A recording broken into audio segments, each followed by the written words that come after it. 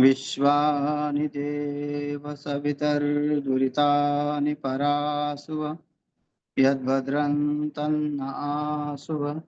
ओम शांति शांति शांति। वसुदेवसुतं देवं कंसचाणूर्यमर्दनं देवकी परमानंदं कृष्णं वंदे जगद्गुरुं। श्री सद्गुरुदेव भगवान की जय। प्रस्तुत श्रीमद् भगवद गीता का 11वां अध्याय और श्लोक क्रमांक 40वां चल रहा है। अर्जुन विनम्रता से जो है भगवान की स्तुति करते हैं, उनको बारंबार प्रणाम करते हैं, अपने जो सामर्थ्य पे अहंकार था उस अहंकार को नष्ट करके उनके चरणों में समर्पित करते हैं। जब अपने सामर्थ्य का अपने आप को पता चलता है कि मैं कुछ भी नहीं हूँ, सब करता धरता परमात्मा है, तो व्यक्ति का अहंकार नष्ट हो जाता है। और ये अहंकार ही जो है दुख का कारण है। जब तक अपनेपन का अहमता का अहंकार रहेगा तब तक व्यक्ति सुख दुख का अनुभव भी करता रहेगा, क्योंकि अहंकार वो चीज है जो आपके पूर्ण सामर्थ्य को जो है नष्ट कर देता है, पूर्व पूर्व पुण्य को नष्ट कर देता है। और अर्जुन का अहंकार जो है पूर्ण रूप से नष्ट हो गया है। देखो, जिसके अंदर पूर्ण सामर्थ्य है, जो स्वर्ग को भी जीतने का सामर्थ्य रखता था, जो जिसने महादेव जी के साथ युद्ध किया, उनके साथ युद्ध करने में सामर्थ्य रखता था, और उसके पास कितना अहंकार होगा। अहंकार के कारण ही वो अहंकार नष्ट हो गए तो जीत पाया। रावण अहंकार के साथ था तो रावण मर गया। रावण आज भी अहंकार के कारण ही जलाया जाता है। तो जो अहंकार है वो सबसे ज्यादा घातक है। जो ममत्व है, जो देह पे जो आसक्ति है, देह की जो है प्रशंसा है, शरीर की प्रशंसा, ये शरीर कार्य कर रहा है, इस शरीर से कार्य हो रहे हैं। देवताओं को, सब लोगों को अहंकार होते है। ऐसा नहीं कि हमें अहंकार होना बहुत बड़ी बात नहीं है, क्योंकि ब्रह्मा जी को अहंकार हुआ है और इंद्र आदि को भी अहंकार हुआ है। इंद्र ने भी भगवान की परीक्षा लेनी चाहिए। जब वो गोकुल वासियों ने जब गोवर्धन को देवता अपनाया और इंद्रदेव को जो है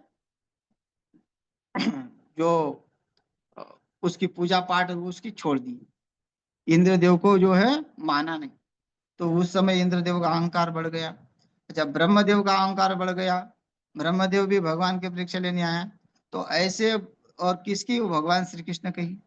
तो ऐसे अहंकार होने से वो समझ में नहीं आता, और जो अहंकार रहित हो गया वही जो है, कहते हैं नम्र झाला भूता तेने कोंडिल्य अनंता।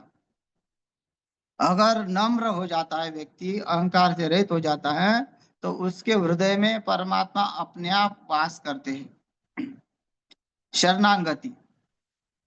तो यहाँ अर्जुन जो है बारंबार उनको नमस्कार करते हैं और उनके सामर्थ्य के गुणगान गाते हैं। नमः पुरस्तादत पुष्टतस्ते नमोस्तुते सर्वत एव सर्वः अनंत वीर्यामित विक्रमस्त्वं सर्वं समाप्नोषि ततोषि सर्वः। नमः, क्या क्या कहते हैं, नमस्कार करते हैं किसको, अनंत वीर्याम अति विक्रमस्त्वं, जो अनंत सामर्थ्य वाले हैं, जिसके सामर्थ्य का कोई अंत नहीं है। हमारा सामर्थ्य, हम कुछ भी नहीं है, फिर भी हमारा अहंकार बढ़ा हुआ है। हमारे में सामर्थ्य नहीं है, फिर भी हमारा अहंकार बढ़ता रहता है।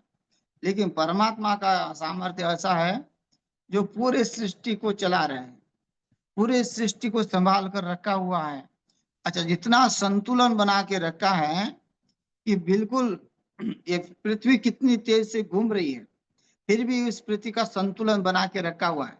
घूम रहे हो अलग बात है, लेकिन उसका संतुलन रखना उसके हाथ में। ये चंद्र सूर्य तारे जितने भी नक्शे जो ग्रह आदि दिखते हैं, ये अपने जगह पे स्थित है, वो उनका सामर्थ्य थोड़ी है, ये परमात्मा के सामर्थ्य से रुके हुए है। तो भगवान का सामर्थ्य कितने होगा? हम भक्ति करें तो ऐसे सामर्थ्यवान से करें, है ना।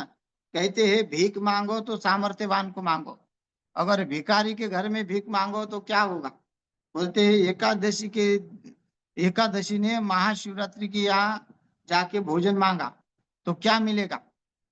महाशिवरात्रि भी वह उस दिन भी व्रत रहता है, एकादशी का भी व्रत रहता है, तो कौन किसको खाने को देगा? तो ऐसे सामर्थ्यवान की शरण में जाना चाहिए।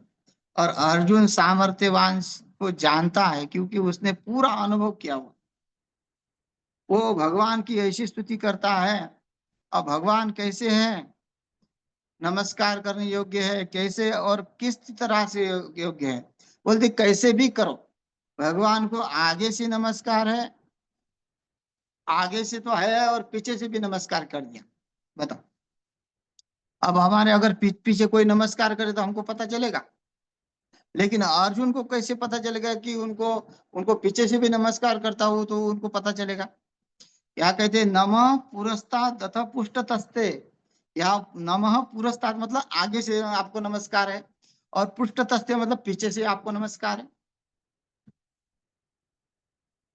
देखो, तो जब हम जानेंगे कि परमात्मा सब दिशाओं में स्थापित है, तब हम नमस्कार करेंगे।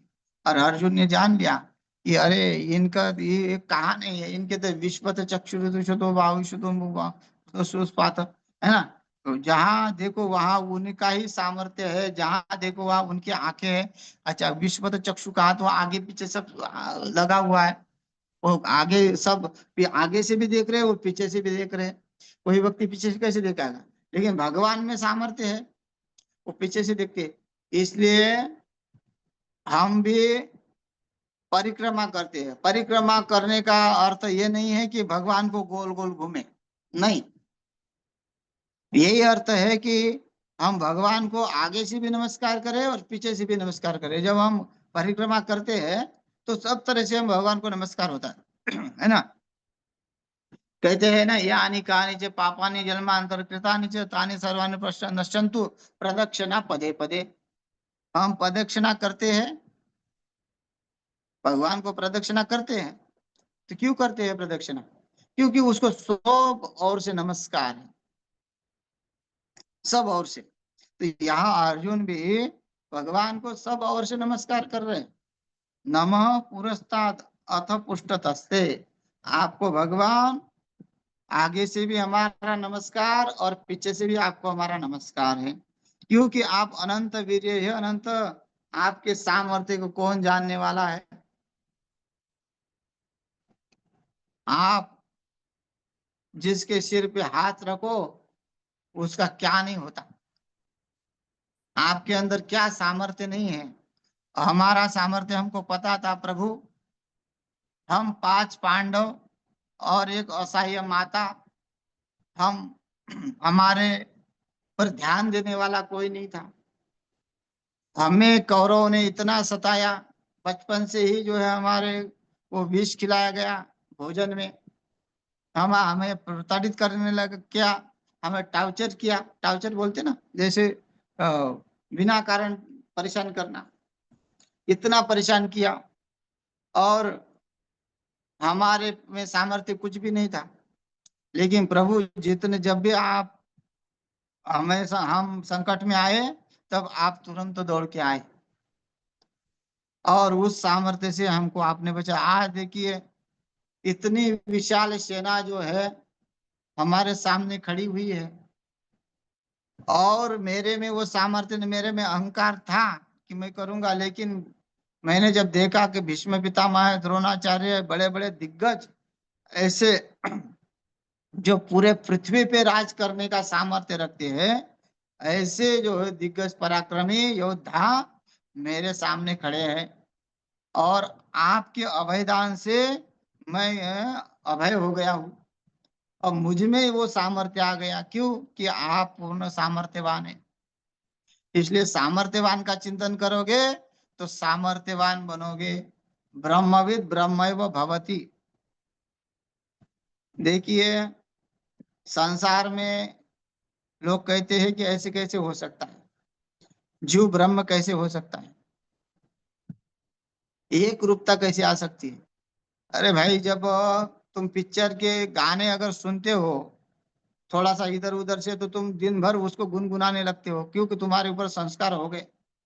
अगर तुमको ब्रह्म पद के संस्कार हो जाएंगे तो ब्रह्म, तुम अपने आप को ब्रह्म कहोगे, तो ब्रह्म के संस्कार हो जाएंगे तो तुम स्वयं ब्रह्म हो, तो पहचान में आएगा। है ना? जैसे थोड़े से गाने से तुम्हारे संस्कार, थोड़ा सा कुछ श्रवण करने से तुम्हारे संस्कार इतने दृढ़ हो जाते हैं कि तुम उसी को जो है करना चाहते हो।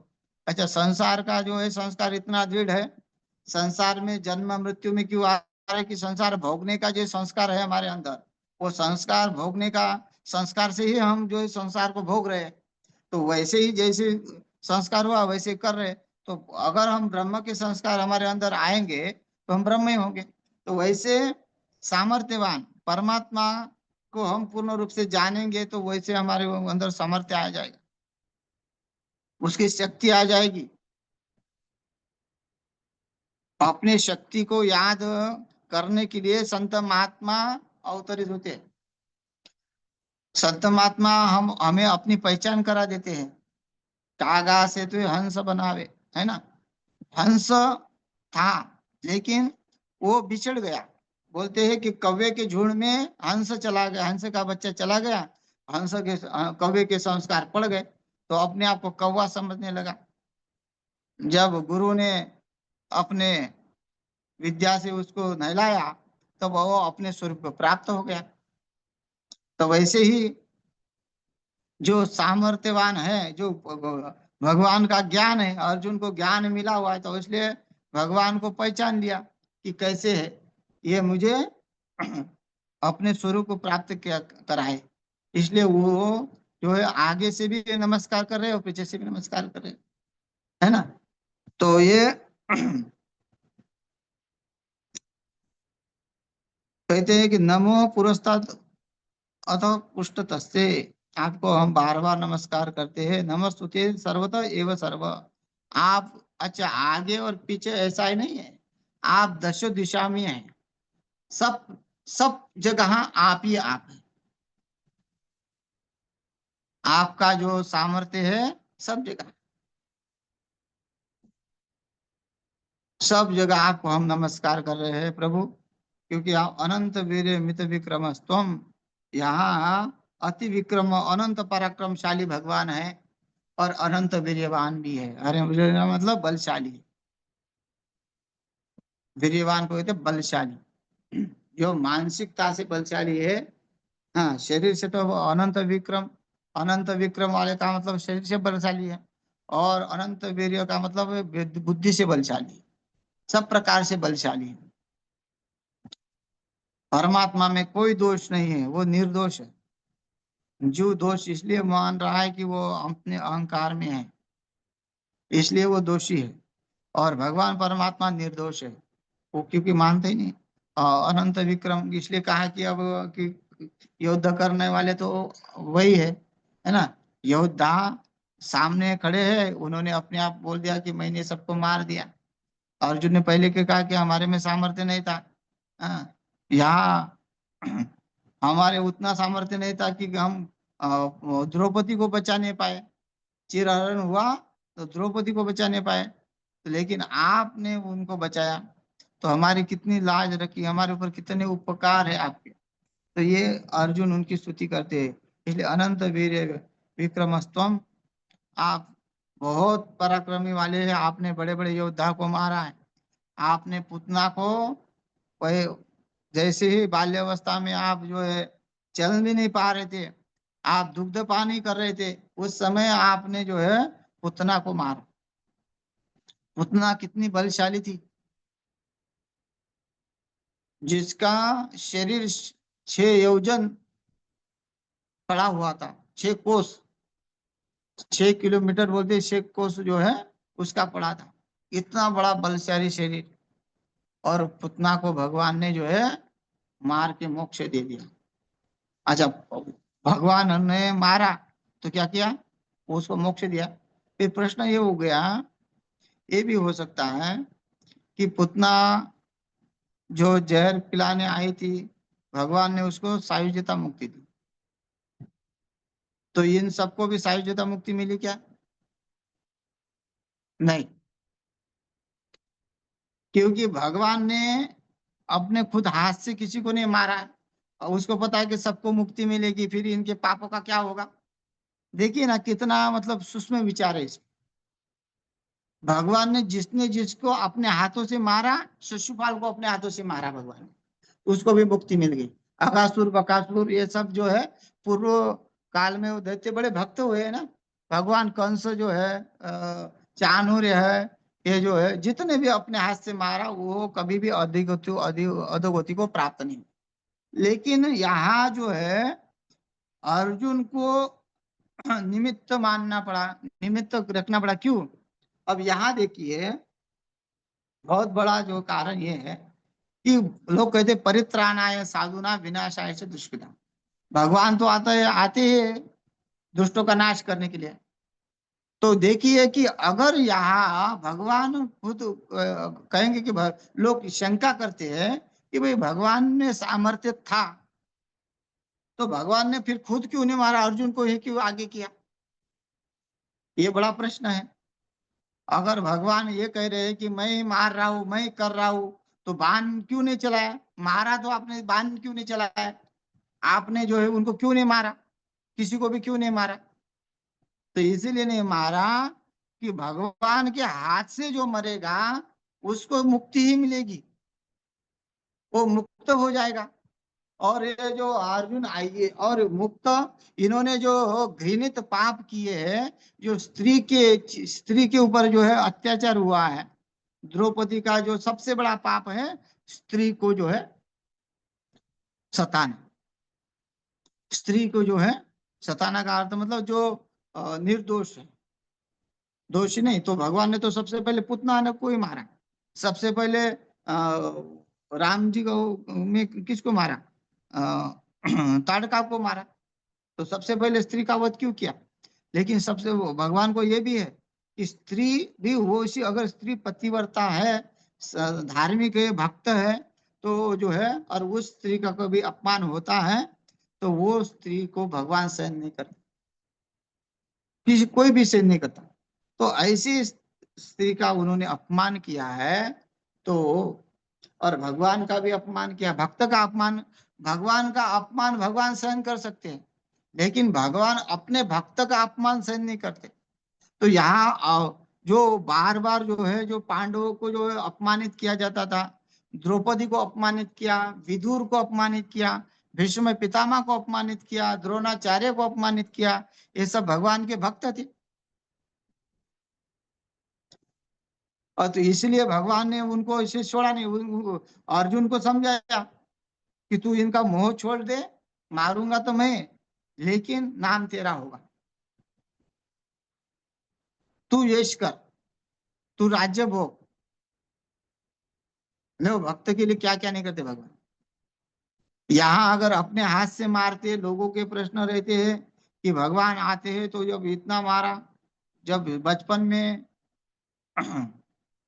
पुतना को मारा, तो दुर्योधन को मारने में क्या दिक्कत थी? अच्छा, भगवान खुद समझाने गए थे दुर्योधन को, दुर्योधन ने दुष्टता की भी, फिर भी भगवान ने उसको नहीं मारा, खाली भय दिखाया। तो ये है कि भगवान जिसको मारेंगे भाई उसका उद्धार हो जाएगा। इसलिए भगवान ने युद्ध में किसी को नहीं मारा। मतलब कैसे नहीं मारा? अपने स्वयं से संकल्प से तो मार दिया था। और देखो, बर्बरिक, भगवान ने बर्बरिक को मार दिया तो बर्बरिक को भी मुक्त हो गया। आज भी बर्बरिक खाटू श्याम के नाम से जो है पूजे जाते हैं। तो ये है, भगवान के हाथ से जो मरेगा उसको वो मुक्ति। रावण भी भगवान के हाथ से मरा तो मुक्त हो गया, क्योंकि रावण भी तो भगवान का भक्त ही था। तो ऐसे भगवान में अनंत वीर्य पराक्रम है। भगवान क्या नहीं कर सकते, कर तुम अकर तुम अन्यथा कर तुम, सब कुछ करने के लिए सामर्थ्य है। भगवान रंक का राजा बना सकते हैं, राजा का रंक भी बना सकते हैं। अच्छा, विधि विधान से चलते हैं, लेकिन समय पड़ा तो विधि को भी बदल सकते हैं। इतना सामर्थ्य भगवान में है। जब गुरु स्थान में थे संदीपनी के गुरु के पास शिक्षा ले रहे थे, और माता संदीपनी की जो पत्नी थी वो बड़ी दुखी थी पुत्र के मोह में और पुत्र के वियोग से। पुत्र उसका जो है मर गया था, समुद्र में डूब के मर गया। तो भगवान श्री कृष्ण ने कहा कि माता मैं तुमको क्या गुरु दक्षिणा दूं। तो माता ने ये कहा था कि आप तो जब तक रहे तो मुझे मेरे पुत्र की याद नहीं आई, आप थे तो मुझे लगा कि आप मेरे पुत्र है, क्योंकि भगवान थे ही ऐसे, जहाँ भगवान का स्वरूप ऐसा ही है, जहाँ होंगे वहां वो अपने से लगेंगे, इसलिए तो पूछते हैं। तो भगवान जहाँ रहते हैं वहां तो लोगों को अलग लगता ही नहीं कुछ भी, तो वो माता को भी अपना पुत्र ही लगता था। तो भगवान ने कहा कि क्या चाहिए, तो बोले कि अब तो पुत्र का अभाव नहीं होना चाहिए, एक तो तुम रहो, नहीं तो मेरा पुत्र ला दो अगर तुम्हारे में सामर्थ्य थे। तो वो तो देवी थी, उसने भगवान की शक्ति को पहचाना भी था। जब गुरु है, भगवान के गुरु है, तो गुरु में कैसी कमतरता रहेगी, गुरु माता में कैसी कमतरता रहेगी। तो गुरु के पास पढ़ रहे, लेकिन गुरु क्या पहचान नहीं पाएंगे भगवान को, तो भगवान को तो पहचाना उनका। तो वो भी स्तुति करते कि हमारा अहोभाग्य है कि आप हमारे पास जो है हमको गुरु का जो है पद प्राप्त किए। तो वो माता ने जब मांगा तो भगवान ने काल से टक्कर लिया और काल को आदेश दिया कि तुरंत, देखो स्वयं काल से छूट नहीं पाए, ये ध्यान में रखना, लेकिन काल कर तुम अकर तुम अन्यथा कर तुम भगवान में शक्ति है, क्या नहीं कर सकते, उसमें सामर्थ्य है। इसलिए क्या कहा, अनंत वीर्य अति विक्रमस्तु, भगवान के अनगणित सामर्थ्य है, वो कुछ भी कर सकते हैं। हाँ, मन में आए तो कुछ भी कर सकते हैं, स्वयं के लिए नहीं, दूसरे के लिए। तो वो बालक जो है कहाँ से कहाँ था, लेकिन वो बालक लेके आए इतना सामर्थ्य, काल से टक्कर दे दी। और जब भगवान का अंत समय आया तो भगवान ने ये नहीं कहा कि मैं काल को वापस भेजो, नहीं मुझे नहीं जाना ही नहीं, मुझे धरती पे रहना है, नहीं, लेकिन सामर्थ्य देखे। अब लोग कहेंगे ना कि भाई खुद तो बचा नहीं रहेगा, दूसरे कैसे लाया, तो ये है। तो उसमें उसकी इतनी सामर्थ्यवान है। मुखम करोति वाचालम पंगुम लंघयति गिरिम यत्कृपा तमम वंदे परमानंद माधवम।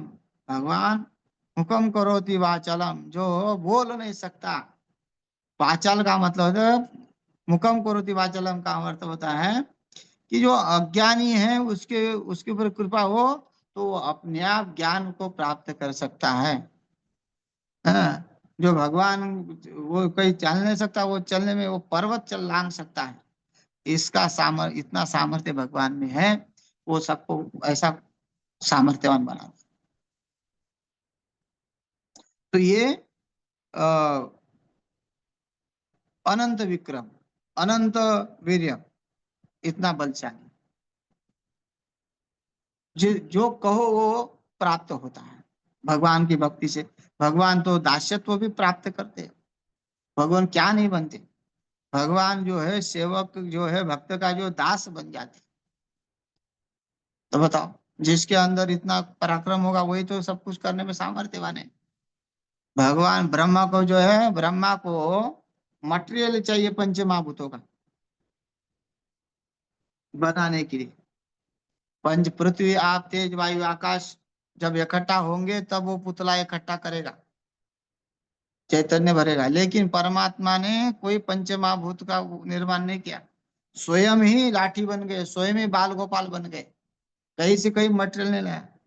और ब्रह्मा जी को कहा, ब्रह्मा जी कि तुमको तो अलग सा मटेरियल लगता है, हमने आपको पैदा किया, आपने हमको पैदा नहीं किया।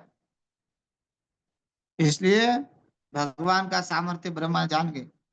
तो इसलिए यहाँ अर्जुन भी भगवान का सामर्थ्य जान गए कि किस तरह जो है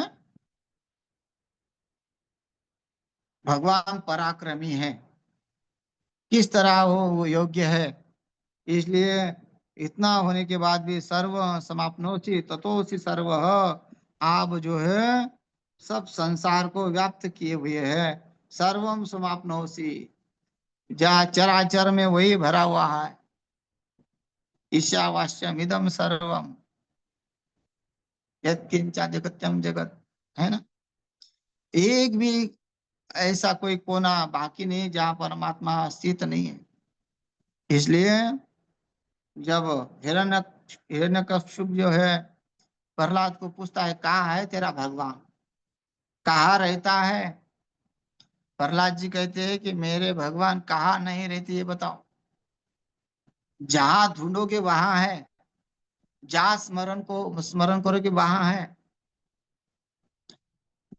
चाहे तुम जंगल हिमालय की चोटी पे जाके बैठो वहां भी परमात्मा स्मरण में आएंगे, वहां भी आएंगे। और चाहे घर के कोने में बैठ जाओ वहां भी आएंगे, है।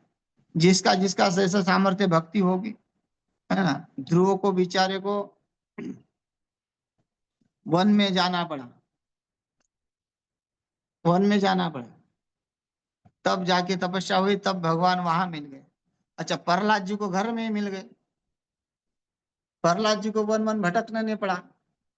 तो अपनी स्थिति है, हम जहां उनके साथ लग जाएंगे वहां हमको मिल जाएंगे। और घर वाले लगने नहीं देते हैं, घर वाले संसार में खींचते हैं, इसलिए वहां भटकना पड़ा। ध्रुव जी को इसलिए जाना पड़ा कि वहां उनका कोई उनको सपोर्ट नहीं किया, उनका कोई नहीं था। और यहाँ उनको यहाँ भी नहीं था प्रहलाद जी को, लेकिन प्रहलाद जी अंतर्मुखी पहले से ही भक्त है। एक एक एक जन्म के भक्त नहीं है प्रहलाद जी, अनेक जन्म के भक्त है, जब भक्त रूप में आते हैं। तो ऐसे प्रहलाद जी को अनुभव हुआ कन कन में है, ध्रुव जी को अनुभव नहीं हुआ कन कन में है। ध्रुव जी तो जब अपने भाई की जब मृत्यु हो जाती उत्तम की, तो वो जो है युद्ध करते हैं और बहुत सारे सैकड़ों लोगों को देव देव यक्षों को मारते भी है। तो भगवान आके रोकते हैं कि क्या कर रहे हैं बालक, है ना। भगवान बचाते हैं पाप से, तो उनको ध्रुवपद मिल जाता है वो बात। लेकिन ये है कि जिसका अनुभव है, क्यों अर्जुन को अनुभव है, अर्जुन अब चराचर में उनको देख रहा है, क्योंकि वो अर्जुन ने वो अनुभव किया हुआ है कि ये सब कुछ यही है, इनके सिवा दूसरा कुछ है नहीं। देखो क्या नहीं, क्या कितना आनंद प्राप्त होता है। ये सब झंझटों से मुक्ति है। द्वैत जो है, द्वैत बड़ा परेशान करता है, और अद्वैत में आनंद ही आनंद है। अद्वैत जैसा आनंद कहीं और है नहीं। इसलिए सर्वम समाप्नोषि तथोषि सर्व, आप सर्वम समाप्नोषि, सब में दिख रहे। अच्छा, सब में जब दिख रहे हैं तो क्या खुद में नहीं दिख रहा है अर्जुन को? मुझे छोड़ के सब में हमको दिख रहा है, तो क्या अर्जुन का देह खाली है? अर्जुन में अर्जुन को अलग है उनसे? नहीं। तो यही सामर्थ्य, अगर कहेंगे भाई भगवान को सब, भगवान तो अलग दिख रहे हैं और अर्जुन को अलग, अर्जुन अलग हो गया, नहीं। अर्जुन में भी वही है। अर्जुन अपने आप में ही वही देख रहा है कि आप मुझे सब तरह दिख रहे हैं, मैं भी हो और सब में। जैसे विश्वम दर्पण दृश्यमान नगरी तुल्यम निजांतर्गतम, शीशे में जो है अपने आप को देखो तो हम दिखते हैं, शीशा भी दिखता है। तो वैसे ही सर्वम समाप्नोषि तथोति सर्व, आप सब प्रकार से व्याप्त किए गए, इससे आप ही सर्वरूप है। तो भगवान सिद्ध हो गए कि भगवान सर्वरूप है और भगवान श्री कृष्ण ही सब कुछ है। ये भगवत गीता यहाँ अर्जुन जो है ये सिद्ध करते हैं कि भगवान श्री कृष्ण ही सब कुछ है। अब देखिए अर्जुन का भाव है, क्योंकि अर्जुन के गुरु है। जो गुरु होता है और गुरु के ऊपर जो निष्ठा है, क्योंकि गुरु के ऊपर निष्ठा क्यों हो गई? तो गुरु ने जो ज्ञान दिया है, गुरु जी ने ज्ञान दिया है, गुरु ने क्या दिया है? वो सामर्थ्य, जो लड़ने की शक्ति दी है। तो वो चाहे कुछ भी समझो, भगवान श्री कृष्ण को आप अगर गुरु मानते हैं तो उसको किसी को भी एक गुरु मानो तो वो पूर्ण सामर्थ्यवान है, पूर्ण ब्रह्म रूप है। यहाँ भगवान श्री कृष्ण भी पूर्ण रूप है। तो यही अर्जुन जो है भगवान की स्तुति करते हैं। और जो है अगला श्लोक है वो कर लेते हैं, समय हो गया है। हरिओम तत्सत।